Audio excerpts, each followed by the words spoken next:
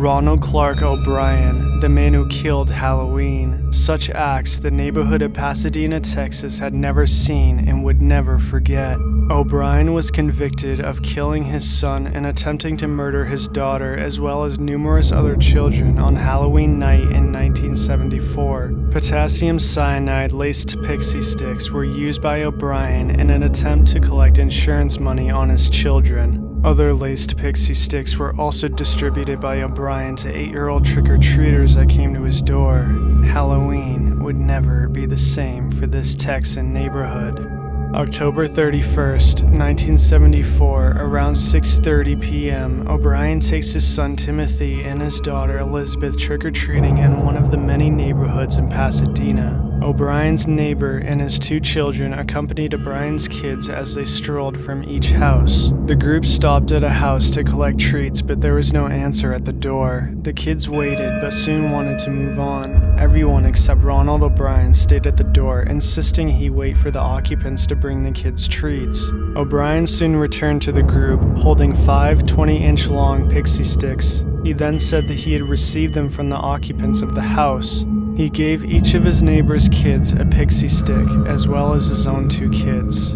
On the walk home, O'Brien gave the 5th pixie stick to a boy he recognized from the church congregation. That night, before bed, Timothy asked permission to eat a little bit of his candy. He was allowed, and Timothy chose the pixie stick. O'Brien later confessed to helping his son loosen up the lace powder from the straw. Timothy told his father that it tasted bitter, and O'Brien gave him some Kool-Aid to drink. Timothy then began to experience abdominal pain and rushed to the bathroom. His father came to the bathroom and witnessed his son violently vomiting. O'Brien grabbed a hold of his son as he went into stages of convulsions. O'Brien would later state that Timothy went limp in his arms. An ambulance was called and Timothy was rushed to the hospital, but died on the way there. Panic spread throughout the community. Parents handed over their children's candy to authorities, afraid it was tainted with any kind of poison. Police began their investigation immediately, and Timothy O'Brien's autopsy was ordered. Upon performing the autopsy, pathologists found pixie stick remains laced with a fatal dose of potassium cyanide. A call was put out to collect all pixie sticks in the neighborhood, and 4 sticks were recovered. The 5th child to receive the candy was found by his parents asleep, clutching the pixie stick in his hands. The child was unable to undo the staples that sealed the stick. Further examination of the pixie stick by authorities concluded that all 5 sticks had been opened and the top 2 inches were filled with potassium cyanide. O'Brien would then reseal the wrapper with a staple.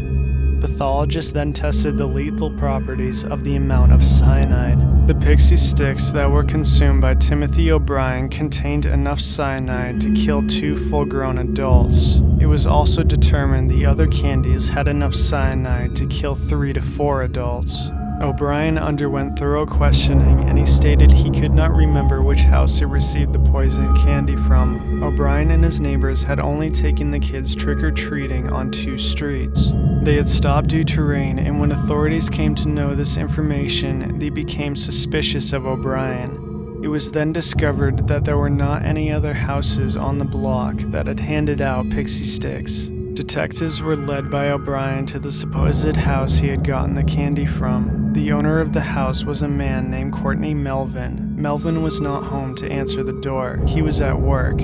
It was confirmed by over 200 people interviewed by police that he was indeed at work on Halloween night. Melvin was then ruled out as a suspect, and O'Brien was gaining more attention. Police then took a closer look at O'Brien. His financial history showed over $100,000 in debt.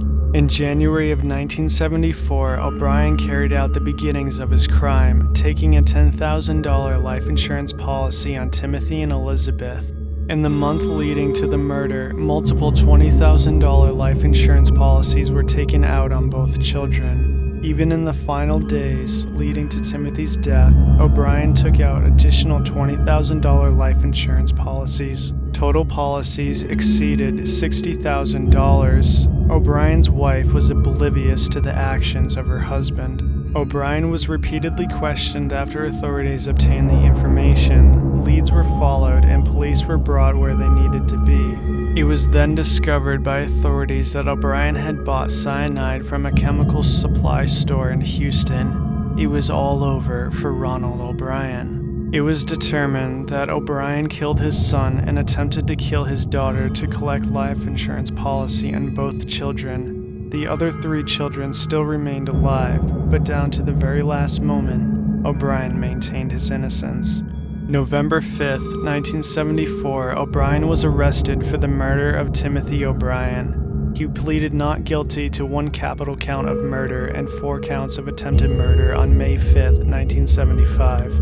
O'Brien faced much strong opposition in court. Many testified in court against him, including friends and a chemist O'Brien had talked to regarding cyanide. The jury took 46 minutes to convict Ronald O'Brien of capital murder and 4 counts of attempted murder.